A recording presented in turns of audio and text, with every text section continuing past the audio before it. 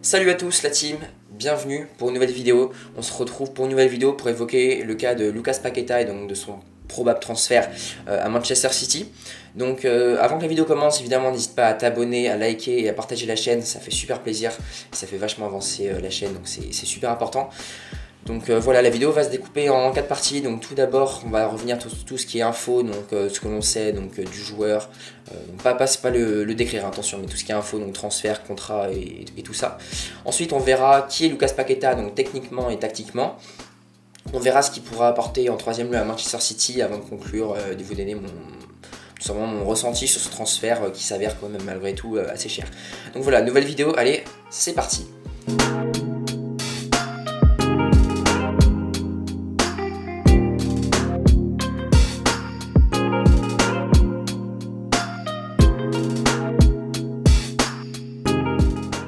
Donc Lucas Paqueta, évidemment, c'est un joueur qui a rejoint le West Ham depuis l'Olympique Lyonnais pour environ 43 millions d'euros, bonus non compris.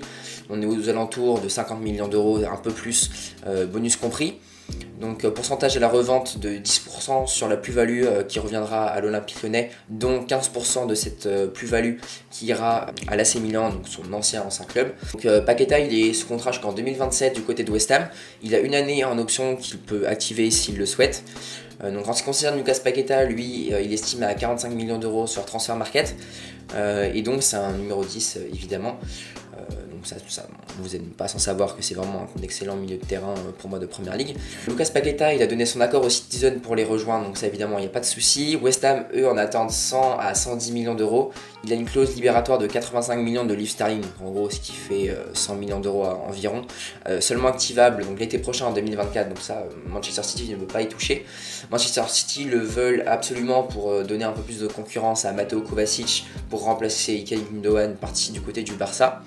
Et donc Lucas Paqueta, pour moi je pense que c'est vraiment une bonne offre qu'il a sous les mains honnêtement, et il a eu raison pour moi d'accepter cette offre, en tout cas personnellement. Selon Fabrizio Romano, quelques joueurs pourraient être inclus dans le deal, et en tout cas si on en croit Foot Mercato de leur côté, une offre a déjà été soumise à West Ham qui serait aux alentours de 70 millions de livres sterling. On passe maintenant à tout ce qui est aspect technique du jeu de Lucas Paqueta. Donc comme je vous l'ai dit tout à l'heure, Lucas Paqueta c'est un numéro 10 qui peut être également considéré comme box-to-box au vu de son abattage technique.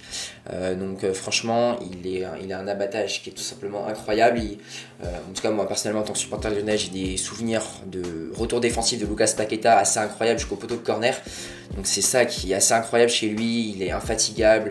Il a un abattage technique, incroyable, et si bien que Peter Bosz lui disait de ne pas en faire trop pour pas trop s'essouffler, parce qu'il a une telle volonté, une telle envie de bien faire Paqueta, qu'il en fait souvent trop. Évidemment une qualité technique qui n'est plus à démontrer aux yeux de quiconque. On le voit souvent faire des gestes un peu comme un Brésilien, hein. Il est brésilien en même temps, donc c'est normal. Donc c'est vrai que c'est un joueur qui va être vraiment très généreux, qui va, attention, va falloir qu'il soit très bien entouré. On l'a vu à l'AC Milan, ça s'est pas forcément très bien passé vu qu'il n'avait pas vraiment de joueurs sur qui se reposer pour son intégration. À Lyon ça s'est vraiment beaucoup mieux passé parce qu'il avait vraiment Bruno Guimaraes, des Brésiliens avec lesquels il pouvait vraiment compter pour s'intégrer tout simplement.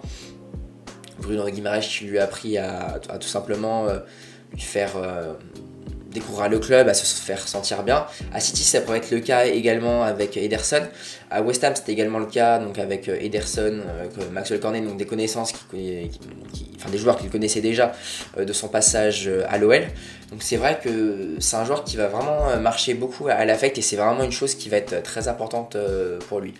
Donc là je vous mets un petit graphique de DataFoot, et ce graphique il est vraiment très intéressant pour de multiples raisons. On voit dans ce graphique que c'est un joueur vraiment qui est très complet, que ce soit défensivement, que ce soit à la création, à l'élimination, percussion, conservation, construction ou encore en attaque.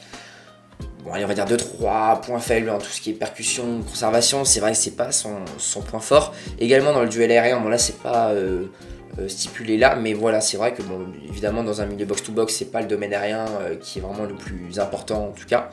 Et il a une volonté, il a une capacité à casser les lignes qui est assez incroyable donc chez le Brésilien. Une vista également très bonne, un retour défensif excellent, et franchement, je vous mets sitemap également. C'est un joueur, vous le voyez de toute façon, il est vraiment partout, que ce soit à gauche, à droite, au milieu de terrain, en défense, en attaque, dans la surface de réparation. C'est vraiment incroyable pour Lucas Paqueta, et donc c'est forcément tout naturellement pour moi que City s'intéresse à ce joueur, en plus de Mateo Kovacic qui pour moi est un très bon joueur, donc on l'a vu également à Chelsea, mais qui commence à se faire vieux avec 29 ans, qui va vraiment sur ses 30 ans, donc attention, je pense que voilà, pour la rotation, c'est bien d'avoir un joueur comme Lucas Paqueta.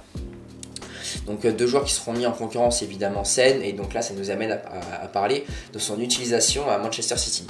Donc évidemment vous n'êtes pas sans savoir qu'Ilkay Gündoğan est parti du côté du Barça cet été. Je crois transfert libre peut-être, si je ne dis pas de bêtises. Bon, je ne veux pas m'avancer là-dessus, c'est vrai que j'ai pas trop révisé là-dessus. Mais en tout cas, pour Paqueta, c'est un très excellent transfert. C'est un joueur qui va être très polyvalent, tu vas pouvoir le faire jouer neuf, tu vas pouvoir le faire jouer en numéro 10, numéro 8, et voire même ailier gauche, mais plutôt ailier droit, ce qu'il a fait à l'OL notamment.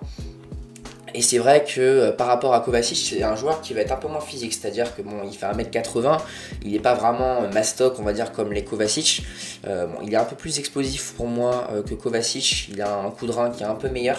On va vraiment avoir une polyvalence avec les deux, et une grande variété et une polyvalence entre les deux, dans le sens où Kovacic va t'amener vraiment cet aspect physique, où il va pouvoir jouer dans un double pivot. Paqueta est capable de le faire aussi, même si c'est pas vraiment son poste, et qu'il est un peu plus tourné vers l'offensive. Et Paqueta va vraiment t'amener cette création technique, on le voit vraiment avec le schéma que je vous ai mis à l'écran tout à l'heure. C'est vraiment quelque chose qui est incroyable chez lui, la création, la finition, elle est perfectible. Elle n'a pas été incroyable à West Ham, à l'Olympique Lyonnais, c'était vraiment quelque chose. Évidemment, une capacité technique à éliminer qui est vraiment incroyable et qui n'est à ne plus montrer. Et c'est vrai qu'avec Kevin De Bruyne, ça va pouvoir faire une super doublette. Ou Kovacic De Bruyne, pareil, ça va vraiment amener une polyvalence. Voilà, encore une fois, c'est vraiment le maître mot de ce transfert, qui va être à ne plus montrer, en tout cas à Manchester City. Évidemment, le double pivot donc de ce 3-2-4-1, donc c'est vraiment un schéma qui est assez particulier, avec Stones plus Rodri qui vont vraiment se charger du sale boulot entre guillemets défensif, et l'aspect créatif qui va être en tout cas réservé à Paqueta et à Kevin De Bruyne, ou à Kevin De Bruyne et Kovacic, qui vont vraiment donner des caviars à Erling Haaland ou à Alvarez. Évidemment, des côtés qui seront animés par Bernardo Silva, Palmer ou encore Phil Foden et Jack Grealish du côté gauche. Donc voilà, ça me paraît vraiment être une super équipe. Franchement, moi j'aime beaucoup. Alors après, les Hammers, eux, en demandent 110 millions d'euros en tout cas. Est-ce que c'est pas un peu excessif? Moi j'ai tendance à dire oui. Alors certes, Paqueta c'est un super joueur, je dis pas le contraire. Il est sous contrat jusqu'en 2027 avec West Ham, c'est encore un long contrat.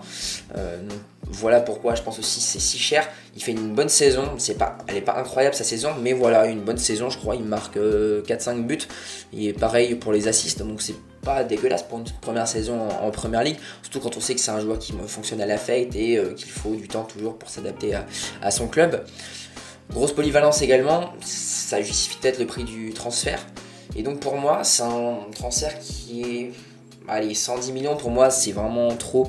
100 millions, je suis d'accord, ok, là il n'y a pas de souci. Et encore, c'est un poil excessif. Mais voilà, je pense que c'est quand même un bon transfert pour Manchester City, parce qu'il faut quand même le remplacer. Ilkay Gündoğan, il fait une superbe saison l'année dernière. Donc attention, ils s'y mettent à deux avec Kovacic et Paqueta. Pour moi, c'est ce qu'il fallait. Surtout qu'ils veulent jouer la Ligue des Champions et la gagner encore une fois en plus de l'année dernière. Et voilà, surtout que Kevin De Bruyne, lui, est un peu en délicatesse l'année dernière avec son corps. Donc attention, voilà, je pense que puis même Kovacic, Paqueta, ça serait largement au niveau pour jouer titulaire si jamais Kevin De Bruyne se pète. Et voilà, vraiment des superbes recrues, en tout cas pour moi. Donc voilà les amis, c'est déjà la fin de cette vidéo. Évidemment, si tu l'as aimé, n'hésite pas à la liker comme d'habitude, partager et à t'abonner à la chaîne. Et puis on se retrouve très prochainement pour de nouvelles aventures. Allez, à bientôt la team. Ciao, ciao.